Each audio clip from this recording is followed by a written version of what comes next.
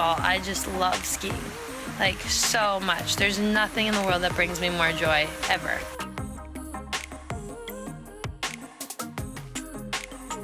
Scared to death right now, but I've got this. Like, I know deep down inside I'm capable of what I'm about to do. I felt like the rehab was pretty simple and straightforward, and I learned how to appreciate my body and how to take care of it, what to eat and like to stretch. I was 18, so I felt like I was invincible at the time. Ladies and gentlemen, boys and girls, welcome to the Athletic Stance Podcast, a skier's perspective with your host, yours truly, Scott Chrisman. In this podcast, I have made it my job to go out and interview skiers at the highest level of the sport, to explore their perspective on life, what shaped and influenced them to become the person they are, and a whole lot more.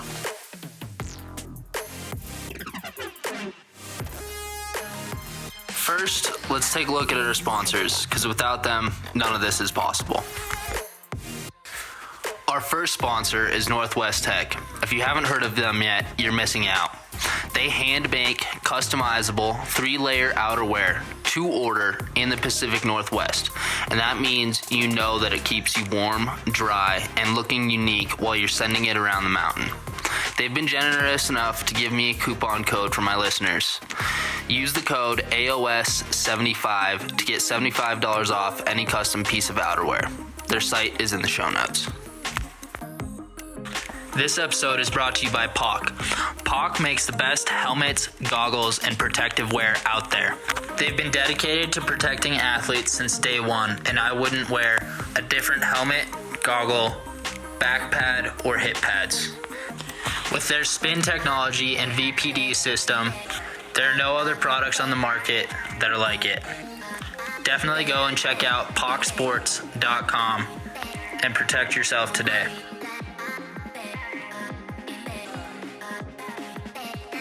Well, I talk too much anyways in my intros, so without further ado, Mike Wilson.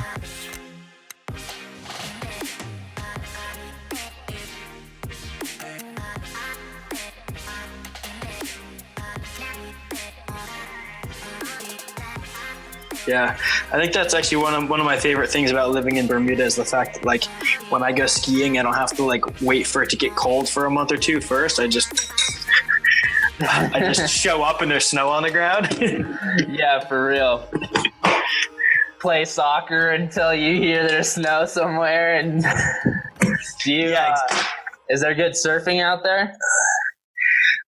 Not great surfing. If you're a good surfer, it's okay.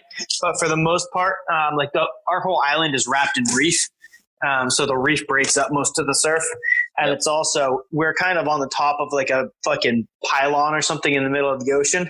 Yep. So like the highest point in Bermuda is like 375 feet above sea level.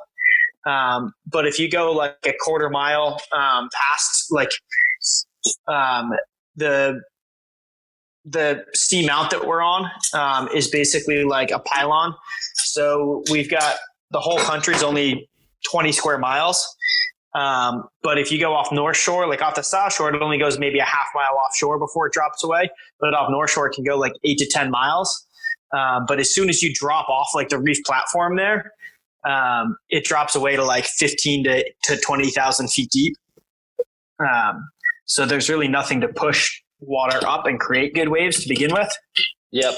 Yeah, totally. So we kind of have like it's a really cool spot, but probably the worst place you could possibly go for surfing. Yeah.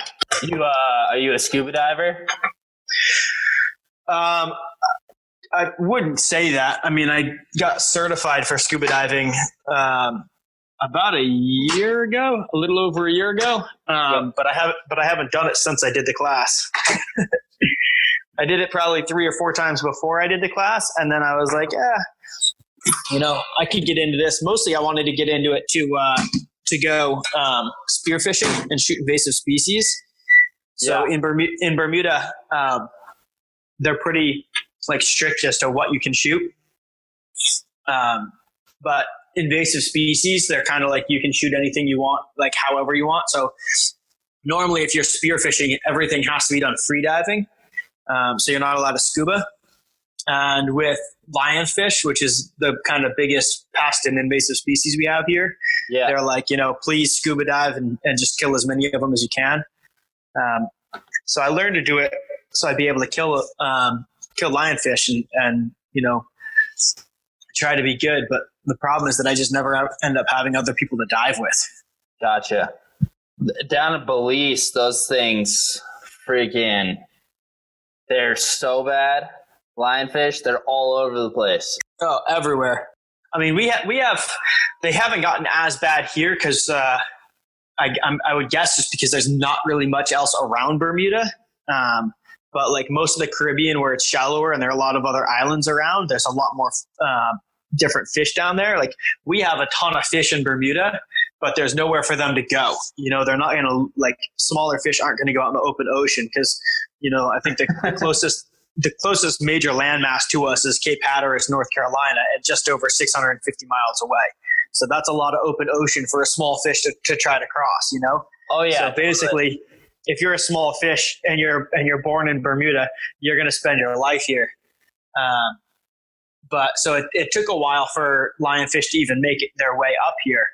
But now that they're here, they're starting to massively decimate our fish population.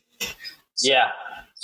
But it's one of those things that, like, I do a lot of spearfishing, but all my buddies who are into spearfishing are into free diving.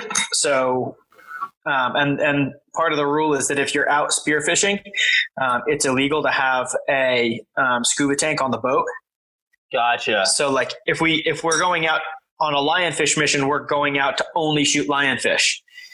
And since lionfish, they're an invasive species, so it's really good to shoot them, but they're also way smaller. And I mean, actually they do taste really good, but they're a lot smaller than a lot of the other fish that we shoot. So if we're going to go offshore and go shoot something, most of the time we're like, fuck it. We're not going to go shoot lionfish. Let's go shoot hogfish or rockfish or, something bigger and, more valuable. Yeah, totally. So I guess to answer your question, yes, I'm a scuba diver, but not really. I've been 3 times in my life or 5 times in my life. Yep, totally.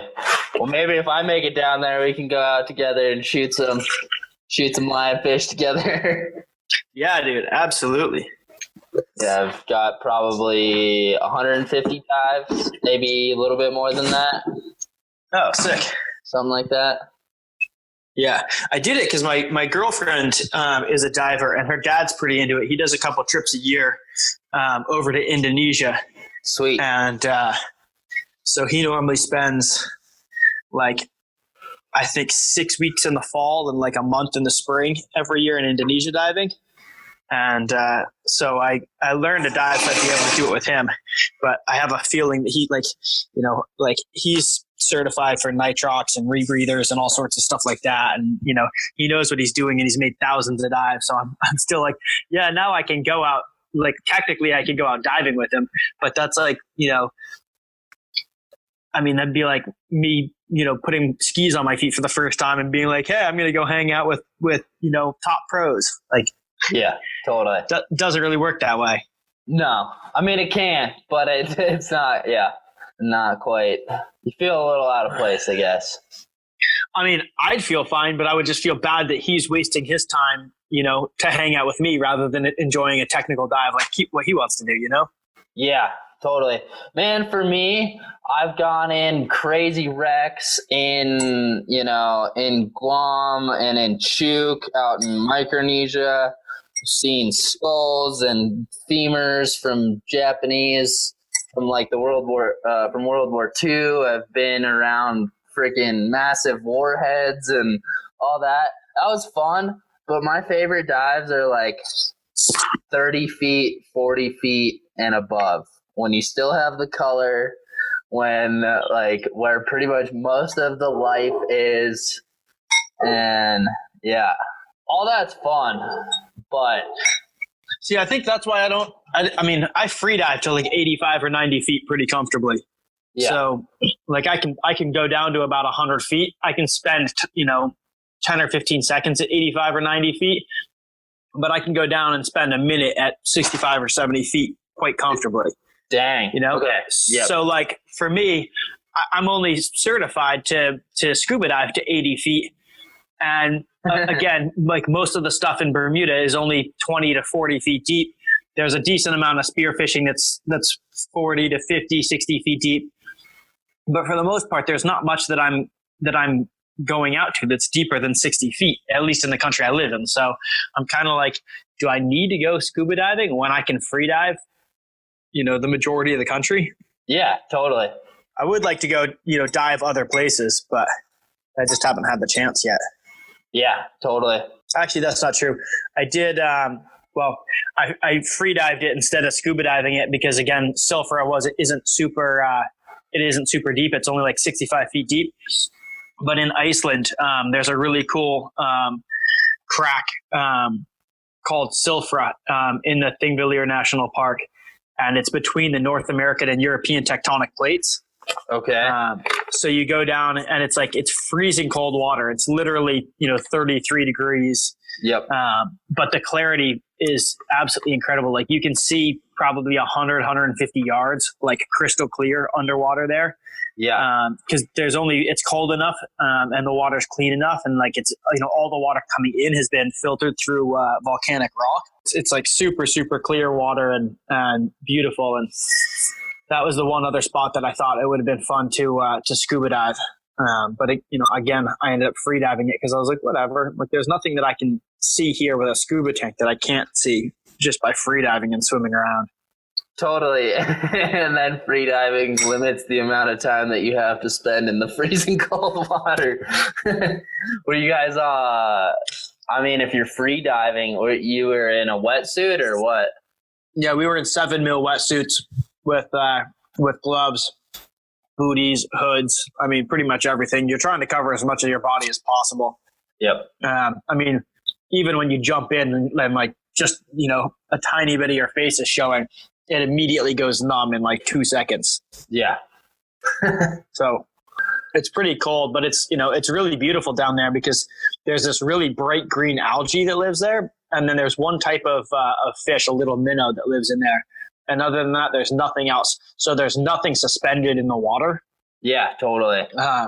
And that's why the clarity is so incredible. But I couldn't believe the first time I got in it. I was just like, whoa. And I was like, so this is what clarity is, I'm like looking across and I was like, I can see literally as far in the water as I could above water. The only thing that stopped me from seeing further was that the water was only 100 or 150 yards long. Yeah, totally. That's awesome. We've had some dives that are like pretty clear, but nothing like that. That's for sure. Yeah. I think that's kind of a unique spot though. Yeah. And it's also kind of crazy being between the tectonic plates because you're just like, if there's an earthquake, you're fucked. Yeah, for real. There's a big shift. You're going to feel it. Yep. It's like, I was kind of joking with guys and apparently none of the guys in Iceland had ever thought about it. Like they thought about obviously earthquakes and whatever. But being afraid of an earthquake in that is kind of like being afraid of sharks as a surfer. Like, there's such a small chance that it's going to happen. Like, yeah, it could. But it's just kind of an irrational fear, But the thing that I brought up was from an earthquake, not only, even if it doesn't crush you, if it just were to shift and put a lot of pressure inward, obviously the water can go up, but if it can't go up, fast enough and it can't go down, it can't go to the sides as they're pushing in, I was like, there's going to be a lot of compression. Yeah. And I was like, would that have the same kind of effect as like fishing with dynamite when you chuck a dynamite stick in and the compression knocks out all the fish within a certain radius? Right. All of a sudden you've got a whole school of people snorkeling or scuba diving along who just get knocked out from it. Right. Ooh, that would be terrible. That would be awful. So not even to get crushed, but then all of a sudden you just have all these people in freezing cold water. It's not like somebody else can just jump in and go save them. Right. You're going to hit the water and your whole body's going to just shut down. Yeah. So the guys like kind of looked at me and they were just like, that's an interesting question. We've never really thought about that. Yeah, I bet they're like, why? Oh, that's hilarious. I wonder what would happen. You got me thinking now. Like how, I assume it's probably something like what you talked about, but I understand the concept, from a physics standpoint, yeah. and I don't see any reason why it wouldn't happen to humans. Yeah, totally. The question is, would an earthquake put the same kind of compression as quickly as dynamite? Yeah, totally. Or would it just be like, would it be an increased pressure as if you started sinking down to 500 feet? You know what I mean? Mm-hmm. Like all of a sudden. And that's not a big deal, but it becomes a big deal if it happens in, a hundredth of a second. Totally. If it takes 2 or 3 seconds, it's probably not as big a deal. You'll feel mass pressure. It's going to freak you out. You'll feel claustrophobic. But if it happens super fast, it might be something that your body can't handle, blows out your eardrums, and, just knocks you out. Yeah, totally. I don't know. It's just something that I thought was interesting to think about. And they were just like, I've never even thought about that. Yeah, totally. They're like, this guy bringing up all the crazy stuff. Yeah. The guy who I was freediving with is just like, you like to really know what you're getting into, huh? And I was like, well, I play sports for a living, so I was like, if I don't know what I'm getting myself into, there's a good chance I'm going to wind up dead. So yeah, I like to know what I'm doing. Yep. Yeah, that's your safety net, knowing all the variables, thinking about all the variables. Exactly. Thinking about everything that can go wrong, and only once I'm comfortable that there's a safe way out or an alternative to, all of those variables, only then do you start moving forward and actually, do whatever it is that you set out to. Yeah, totally. So tell me about speed flying. So just how I got into it and everything. Yeah. I mean, you said you had a friend who did it, who was supposed to teach you. And I didn't fully understand. Did he pass away or did he just get injured or quit the sport? Or he got injured and passed away. He did a kite loop in April, and the snow was pretty much rock hard, and he had been flying a lot. He learned from Will Burks.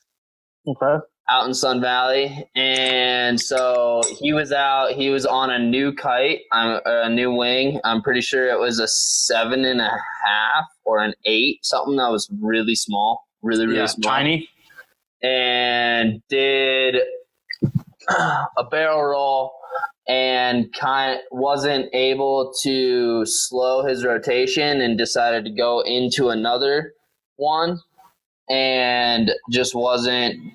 From what I can tell in the video, he didn't have the altitude for the second one, or exactly, and kind of accelerated through the second one and hit the ground going like 80 miles an hour.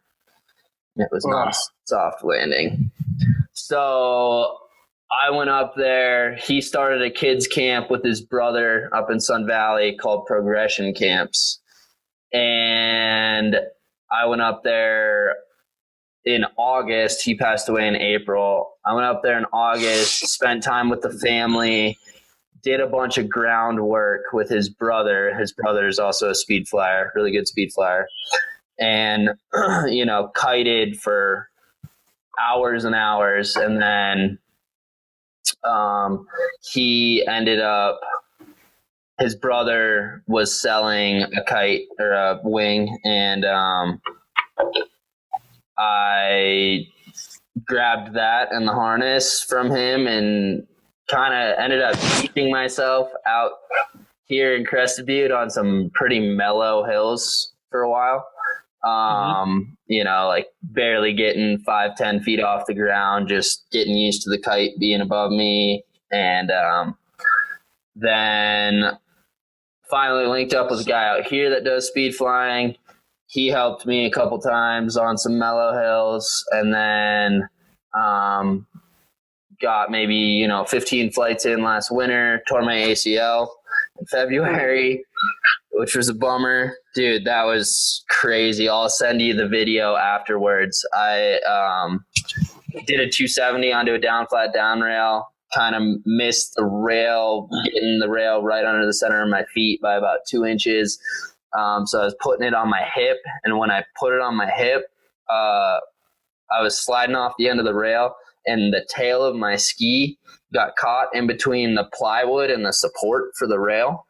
There was couple millimeters, and my right leg stopped, and the rest of my body went over it. And dude, I've seen that happen like 2 or 3 times, and every time it's ended up with a broken leg or a blown knee. Yep. Yeah. So it was gnarly. So then I didn't fly for a while, rehabbed my ACL, and got out to Sun Valley coaching the kids camp again for 2 weeks this time in August, and my knee was feeling good. Went out to Red Devil there, kind of Will Burke's backyard. It's like a 1,000 vertical foot hill, nothing crazy. Nice north and south launch, depending on what way the wind's going. That wind's there. Have you flown in Sun Valley? Not in years. Sun Valley was actually one of the first places that I did fly, but it was like 7 or 8 years ago. Yep. Maybe more than that. More than that, because I've been here for 5 years. It's probably been like 8 or 9 years. But they have a perfect flow where it comes, down valley in the morning and up valley in the evening. So you can get perfect morning flights and evening flights, and it's, east-west ridge. So got some flights there, and then stopped by the point of the mountain.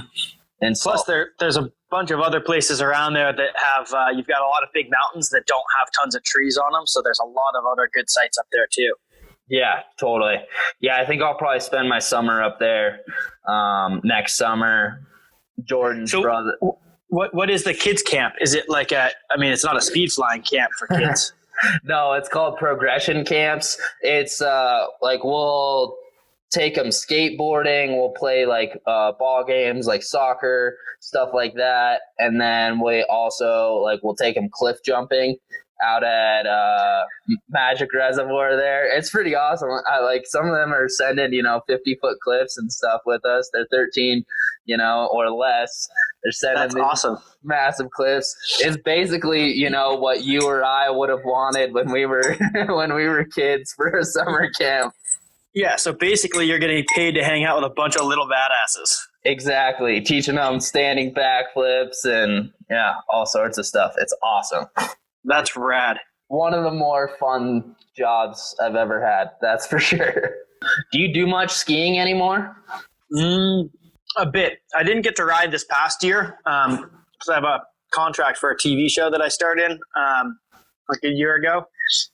And I had some post-production work that I needed to do. So, my January and February, I made a trip for 2.5 weeks to Park City and Jackson Hole. Okay. But then after that, I'd wanted to go away again in March and April over to France for a couple of weeks and then up to Alaska. And that all got canceled. My big trip got canceled for the TV show. So this year I'm planning probably another trip back to Jackson. And I may try to do one trip up to either Mount Baker or up to Montana. Sweet. And then I'm going to go spend a few weeks. I haven't really decided exactly how long. I was originally thinking 2 weeks in Gulmarg in India, and then 2 weeks in France. But if I'm going to go all the way to India, I may stay for 3 or 4 weeks. Yeah, totally. Just because getting there is the difficult part. It's 35 hours of travel. Yeah. So it's a lot of travel to get to the village, but once you're there, everything is, It's super cheap. It's super rad. You know, and again, like there's no guarantee on snow. So I don't want to go all the way there for a week or 2 weeks and not get good snow. Yep. Cause I've only been there once before, but I was there for a month and it basically didn't stop snowing the entire time. So it was like every day we were skiing, knee to waist deep POW. I mean, I just remember like the vertical drop on the mountain is absolutely massive. So it was Mark Abma and I were the two athletes on that trip. And we were joking about how like neither one of us could even make it down from the top of the lift to the bottom of the lift without having to stop for a break because our legs were just burning because there was so much vertical and just like, there was some super steep stuff, but for the most part, it was just like, like respectable pitch, but big POW fields. I mean, and it's got to be something like 8,000 skiable acres from one lift. So it's just one massive mountain. It's like 6,000 or 7,000 vertical feet. But the ridge line goes out, you're in the southwestern Himalayas. Yep. So it's just, a giant peak there, and you can follow the ridge line out to either side and, ski basically the entire mountain. I wouldn't call it a range, but like that one peak is, probably twice the size of Jackson Hole. Crazy. Yeah. So it's, and like the last time I was there, I know it's a lot busier now. But the last time I was there, I think that they were normally selling, like our film crew was 1, 2, 3, I think 5 of us plus 2 local guides who were kind of like, carrying extra camera gear and stuff.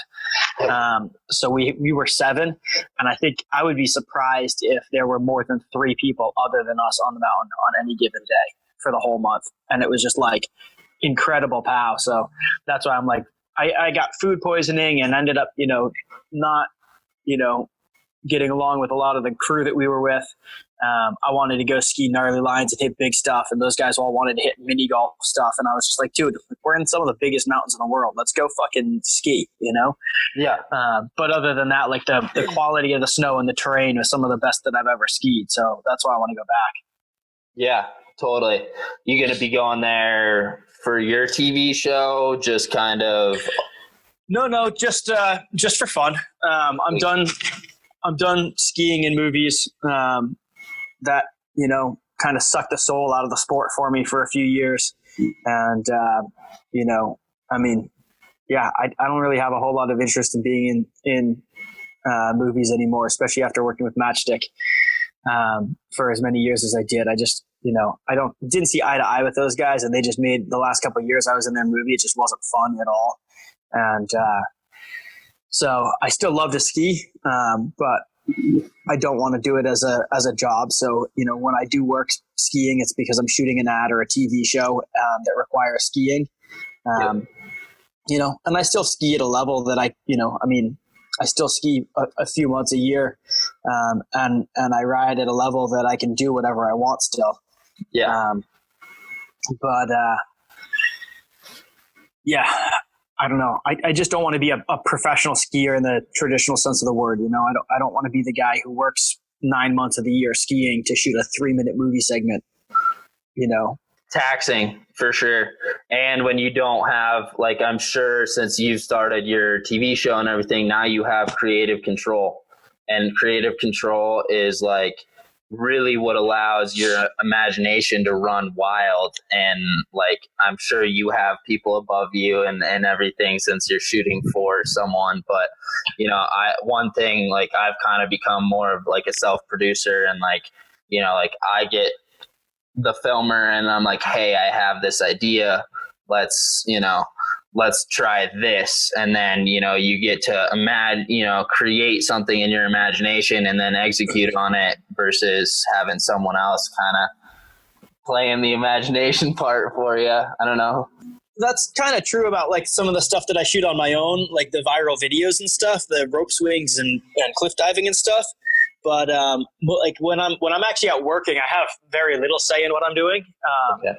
Because I am like I'm shooting it for a production company that's, that like I'm their client, and then the people who have hired them, or the client that they're working for is normally the network. So the network says, we have all these stipulations as to how it has to be shot, what types of cameras you can use, when it needs to be shot, when it needs to be delivered, blah, blah, blah, blah, blah. So that, we'll go on a trip for 2 weeks and they'll say, we need this, this, and this. And then we end up having terrible weather, and I still, I'm still on the line for it. So I still have to do whatever it is that I said I would, whether the conditions are good for it or not.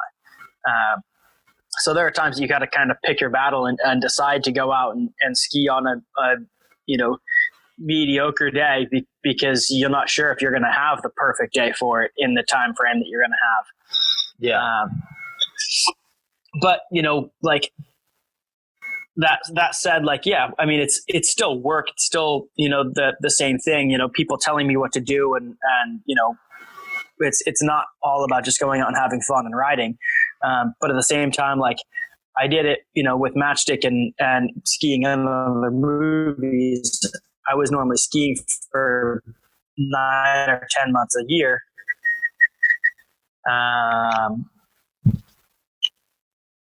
or 9 months a year and or a month and a half, 2 months promoting the movie, a lot of work for, a 3-minute movie segment. And I can make the same kind of money now in a week or 2 weeks shooting an ad or a TV show.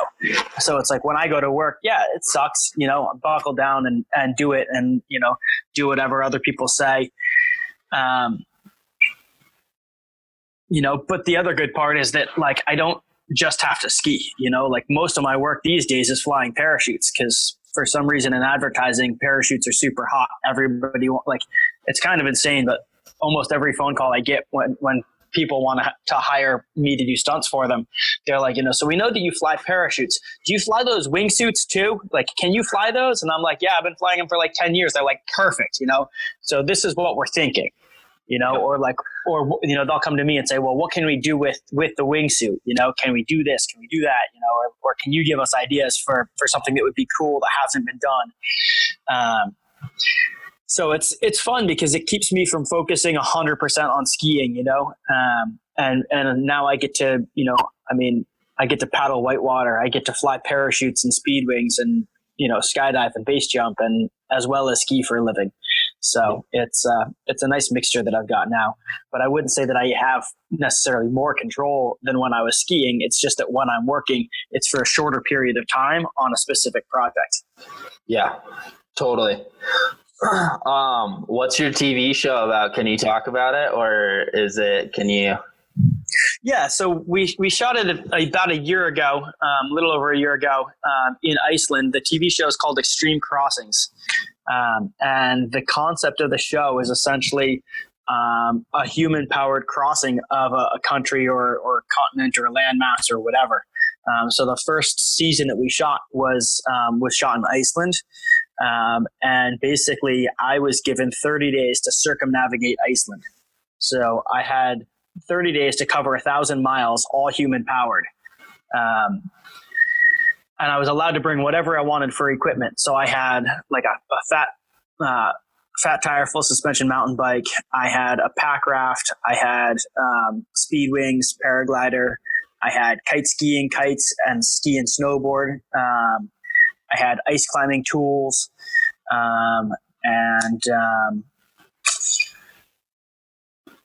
What else did I have? I think that's the majority of what I actually used. I brought some other gear as well. More survival gear than anything else. But yeah, basically set out and we flew into Reykjavik and I biked from Reykjavik. And I did it kind of counterclockwise. So I went across the south first, then up the east fjords, then across the north. And then from the north, I skipped the west fjords, because they don't really, it kind of just sticks off on its own.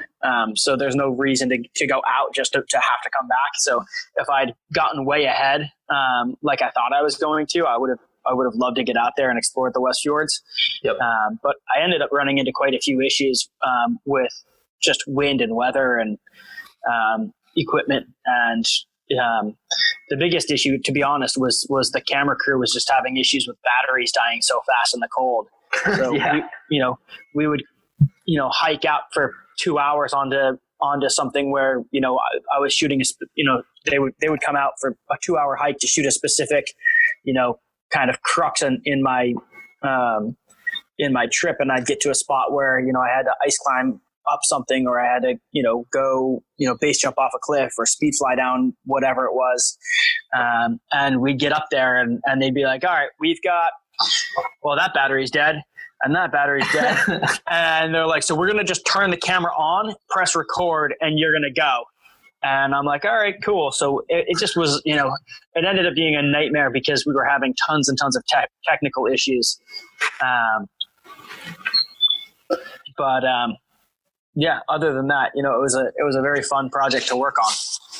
Yeah, totally. Are you doing any more seasons of it, or is someone else doing the next season, or? So the project's kind of on hold right now. The network loves it, but the film company that produced that kind of dropped the ball on it, and they only got it about halfway finished. So the network has put that contract out to tender, and there are a few other film companies who are bidding on it right now. Gotcha. And as soon as the new film company signs on to actually finish the show and produce it, that's the voiceovers I was supposed to do this spring were to finish off that show. So as soon as they, take up that contract on, we'll finish off the voiceovers and all the post-production work, get that one out. And then, I guess from there, the network will see what they think of it and go from there. So I think, the show's got a lot of potential. It's a cool concept and it's kind of like a Bear Grylls meets the X Games. Totally. That's awesome. So it was a fun project to work on. And it was really flattering too, when they came to me and said, we want to make a TV show about you because, we want to do a multi-sport show, but you're the only person we can think of who can do this. We need people who can fly, who can ski, and who can paddle. Yep. And they're just like, there aren't a whole lot of guys who, there are a lot of, that's one of the cool things about action sports is that everybody who's a professional in one sport plays at least one or two others as hobbies. Totally. But most of the time it's like guys who are into motors are into motors, like Travis Pastrana, is into rally car driving and pretty much anything with a motor, and he's incredible at all of them. Yep. But he's a motor guy. Most guys who are, skiers, snowboarders, snowmobilers are snow guys. And there are a few who go, back and forth. There are actually quite a few skiers who base jump and vice versa. Yep. But there aren't a whole lot who then go into water sports and or wheel sports as well. So it was a super fun project, like I keep saying. Hopefully we do another season. Yeah, totally. How'd you make that transition from being in ski movies to being, on an even bigger stage? Because, Matchstick has a pretty big reach, but it really only, fits inside the ski industry niche. So now you've made this, this transfer into shooting commercials for Jeep and stuff like that. How did you, is it your network? Did you have an agent? How did that work out for you? I think it was, a matter of timing and just desire. I just, I skied in movies for a lot of years, for almost 15 years. I've been in over 35 ski movies. And, the last 3 or 4 years of it, it just, I was going to the same places, skiing with the same people, doing the same stuff.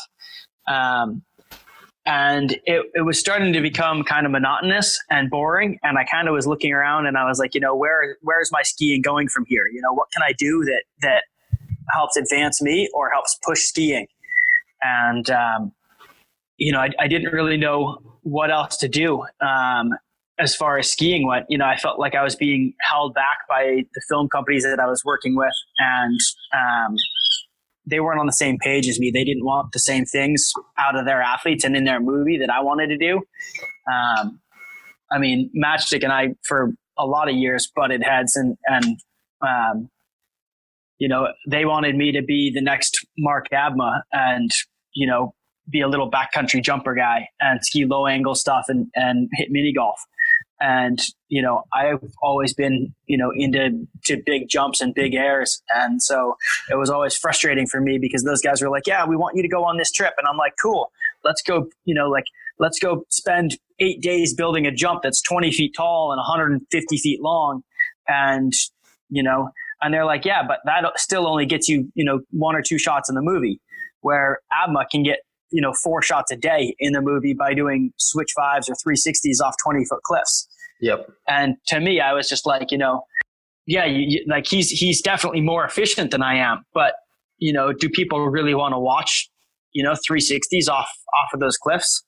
And I mean, I guess the answer is yes, because I mean, I haven't seen Matchstick's movie this year, but I watched the TGR premiere in Squaw, and it blows me away. Like, one of the smaller jumps I've ever hit was there's a really famous little road gap up outside of Whistler in Pemberton. That's, you jump over like a snowmobile track. Okay. And the cliff itself is probably only like 30 feet, and you're jumping a snowmobile track that's maybe 20 feet wide. Yep. So you only have to clear 35 feet, vertically, 30 or 35 feet vertically, and 20 feet or 25 feet horizontally, which is a pretty small jump if you really think about it. Yep. And, but when they shoot it with a wide angle lens, it looks massive. And so like, that was like one of the things that most people cheered about in the movie. And when you see it in slow motion, it looks massive, and everyone's like, oh my gosh, that looks so big. And then they follow it up with a full, like the full speed shot. And everyone's like, well, how could that jump have been over so quickly if it was so big? And so, a lot of the film companies like to do that. They like to shoot low angle, wide, like shoot from low and shoot with a wide angle lens, and it makes jumps look bigger. Yep. That's one of the reasons I always loved working with Chris Osnes, because Osnes is a former pro skier who loved hitting big jumps. He was, one of the first guys out on Chad's Gap. And, he gets it. Like, he's totally into putting in 8 or 10 days to build one massive jump. So when I show up to a ski area for a photo shoot and I say, I want you to build me a 120 or 140 foot table, there are 10 other people who are like, I want a 60 foot jump. They're like, cool, we're going to build you 2 60 footers instead of 140 footer, because it costs us the same amount in time, probably less to build 2 small jumps than it does to build 1 big jump in time. It takes way less snow. It's a lot less effort on their part, and they're going to end up with way more shots in the movie. Yep. So, I got to the point where, for me, it was just frustrating because of what I wanted to do, I wasn't really being allowed to do. I wanted to go hit big jumps and do, kind of groundbreaking stuff. And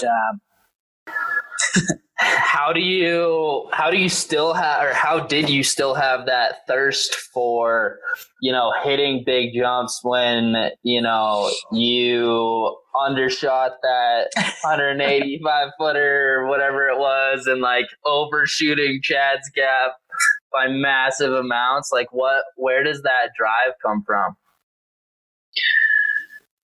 I think it's something that I've always had. I got into the sport when I was super young, way before most kids even knew what it was. I signed my first contract with Line when I was 11 or 12 years old. I think pretty sure I was 11. It was my 11th birthday, I think. But I got into it super young, and, I skied my first super park. I jumped my first US Open when I was 12. I skied my first super park when I was 13. And when I showed up to super park, those were the biggest jumps at Mammoth. Those are the biggest jumps that, were built all year by anybody. Yep. And, the jumps the smaller ones were 60 to 75 feet. Most of them were in the 80 to 90 foot range. There was one that was 120 feet. And, I was 12. Those jumps weren't going to be any smaller for me than they were for the, 18-year-old to 25-year-old, which was pretty much everybody else. I don't even think anybody else. I know at the US Open the first year, I was there when I was 12. The next youngest competitor was 18. And so for me, it was one of those things that, like, I either had to just step up and start hitting those jumps, or I was going to be the odd man out. And, I kind of looked around and I said, well, I'm comfortable hitting them, and I don't want my sponsors to look stupid for, getting me invited to an event that they know that I can't do anything at. So I started hitting them. And, by the time I was 15, I was comfortable on 120, 130 foot jumps. And so it just seemed natural for me to, like when I was 12, a 75 or 80 foot jump was big. A year later, a 100-foot jump was big. A year later, 120 feet was big, but it just seemed like a natural progression for me to just, hit bigger and bigger jumps. I was getting more and more comfortable in the air. I was getting, a lot stronger. And, mentally and physically, I was ready for bigger jumps. So when I got hurt in Aspen, it was kind of interesting because I don't even know if I'd ever my worst injury at that point was probably a sprained ankle. I'd never broken a bone in my body. I'd never been hurt before. And, if you're a dude who, plays sports for a living, who skis for a living and hammers on their body and has never been hurt, by the time you're 18, you're pretty much convinced you're Superman. And I kind of, when I showed up for that jump, it was supposed to be 140 feet. So I flew in from Whistler to hit that jump, and I was there for 4 days. So we hit a bunch of other stuff in their park, shot probably half my movie segment in a 3-day trip to Aspen. And the last jump we were supposed to hit was supposed to be a 140-foot table. So when we saw it the very first day, they basically took the X Games half pipe, pushed one wall into the takeoff and one wall into the landing. And that was the jump. And so I looked at it from the bottom of the hill and I was just like, all right, so you guys have 2 piles of snow. And I was like, let me know once you have the jump built. And so they had 2 snowcats out there for the next couple of days, pushing it around, shaping it, and the piles of snow were about 60 feet tall. So they had the snowcats out there, trying to shape everything. And, finally on the last day, or the second to last day, they said, we're getting it to the point where we're pretty comfortable with it. Do you want to take a look and let us know if you think it needs more pop or more this or more that, or what we need to change? And so I took a snowmobile ride up, and that was the first time I actually stood, on the jump. And I stood on it and I was like, guys, this is way bigger than 140 feet. And, and we talked about it, and they were like, you really think it's bigger than 140 feet? And I was like, I know it's bigger. I've been hitting 120, 130 foot jumps all season. And I was like, I guarantee this is bigger than that. So we ended up getting a tape measure out. We had a 200-foot tape measure, and we rolled it out so that there was 5 feet left on it. It measured 195 feet. And I just was like, guys, we're trying to hit a 140-foot table because that's a world record. And I was like, this isn't just breaking a world record. This is shattering it, by 150%. Yeah, totally. So I just kind of was like, it's not really realistic. So I kind of pulled off to the side. I said, well, you've got, one more day to crush it down, make it 140 feet, and we'll be good to go. So when I showed up the next morning, they were like, yeah, we've been, pushing snow all night. But they were like, and, we didn't have time to basically just take one pile of snow, move it forward, 50 or 60 feet, and then rebuild the takeoff. So we had to do it without changing the shape of the takeoff. But the takeoff was so big and there was so much snow that each time that the snowcat was moving, they were only taking off like an inch or two at a time. Because by the time that they get to the takeoff, they're pushing, over the backside of the takeoff, they're pushing a pile of snow like the size of the cat. Yep. So, it in whatever it was, 16 or 18 hours, they'd been able to make the jump 10 feet smaller. And they basically came back to me and said, what do you think? And I was like, dude, again, this is 45 feet bigger than the world record was that I was going to be, or than, it's 50 feet bigger than the world record. And it's 45 feet bigger than what it's supposed to be for me to break the world record. So I kind of was just like, it's not, super realistic, but, I kept looking at it because I was just like, it's, it was a weird jump because it was in a position where the whole hill angled left. And then the jump was at the bottom of the hill up against the trees. So there was nowhere for anyone to pull out going to the left as you're going down the in run. And you couldn't really pull out to the right because you're skiing uphill there. And when I ended up hitting it, that's where the snowmobile was that was towing me in. So I couldn't peel off to the right. But just because of the way that the mountain was shaped, it was really tough to see the whole jump at once. It was such a big jump And on that trail, that like trying to look at the takeoff and landing to make sure that the angles matched up and everything, I kind of was like, I don't really know, what the deal is with this. And so, like I used to always do the kind of finger trick where you basically like follow somebody coming down with your finger and then follow them off the jump and assume the trajectory at that speed and see what it would do. And Riley Poor was working for Mashik at the time, and Riley was always really good about that. And I asked Riley, and I was like, what do you think? And he was like, dude, I have no fucking clue. He was like, this jump is just too big. Like, it can't be done accurately. He's like, it can be done accurately on like 50, 60, 70 foot jumps. Like most guys are hitting. He's like, but even when we hit, 100 footers, I have a hard time doing it, super accurately for you. And he was like, this is almost twice that. Right.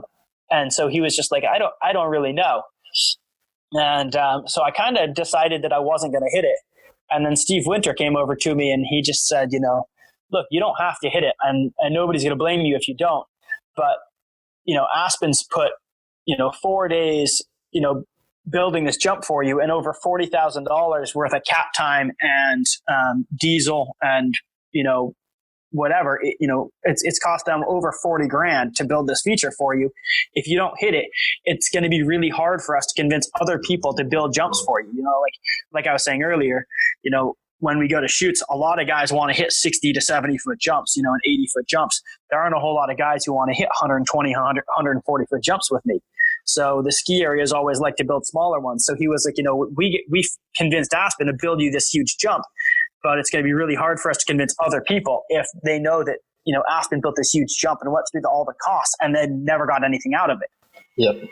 And so that's when I kind of was like, all right, well, let's get something out of it then. And so, I was like, first of all, like Buttermilk is not the steepest ski area. So I was like, there's no way for me to even get the speed to hit this thing. Yep. And so they made a few phone calls and got a snowmobile that had been used in the X Games for the hill cross. Yep, and they're like, this thing will get you moving fast enough. It does like 120 miles an hour. And I was like, perfect. And so we did 10 or 15 speed checks where they were towing me down the hill, like full wide open throttle as fast as he could go. And I was slingshotting off the back of him. And at around 85 or 90 miles an hour, like with twin tips, your skis start to chatter to the point where you basically like vibrate off the snow, so that you're not staying on the snow. Yep. And around 95 miles an hour, 95 to 100, you start to lift off the snow. And I was doing that before the last like steep section. So the snowmobile would hit the last steep section and then just gun it fully. And so when I came off the last roller, like my feet were probably like 6 inches off the snow, because the tips and tails of your skis are hitting. But as they're hitting and bouncing and vibrating like that, it actually keeps your foot from ever properly like touching down. Totally. And so like it's almost like hydroplaning, but because of the vibration in the ski. And I had a few speed checks that were really fast, and I had a few that were 5 or 8 miles an hour slower. And I kept asking Riley, and Riley was just like, I don't know, man. He was like, even the fast ones look like you're gonna barely make it. And he was like, but I really don't know. And I was just like, I feel like I'm going I was like, I'm going a lot faster than I ever have on a pair of skis. And I thought about it, and I was like, like even the top guys in the World Cup rarely hit 80 or 85 miles an hour in a downhill. I don't think anybody's ever broken 90 miles an hour in a World Cup downhill. And I was hitting that jump at like 105, 110 miles an hour. So I was like, I'm going way faster than is reasonable to be hitting a jump. And I was like, I have to have enough speed. And the thing was, I don't know whether I just got a bad pull off of the rope that time, or whether, the snowmobile didn't stay on the throttle all the way through. I don't know exactly what happened, but I just know like I came off the last roll, I pulled as hard as I could onto the rope to get the extra push that I needed to get off the jump, and I didn't have it. The problem was, like I was saying earlier, with the jump on the left side of the trail, I couldn't cut out to the left because it was just trees right there. I couldn't cut out to the right because that's where the snowmobile was, with a rope that had just towed me in. And if that thing wrapped around my leg, I'd be done. Yep. So I was like, I can't go right, I can't go left. And I had so much speed, there's no way I was going to stop before I hit the takeoff. Yep. So at that point, my options were either jump and try to clear it, or try to stop, and I'm going to end up dropping off the backside and drop, 60 or 70 feet to a flat groomed trail. If you enjoyed the first half of this interview, definitely check back in next week for the conclusion to this story and the rest of this episode. Thank you so much for tuning in to The Athletic Stance.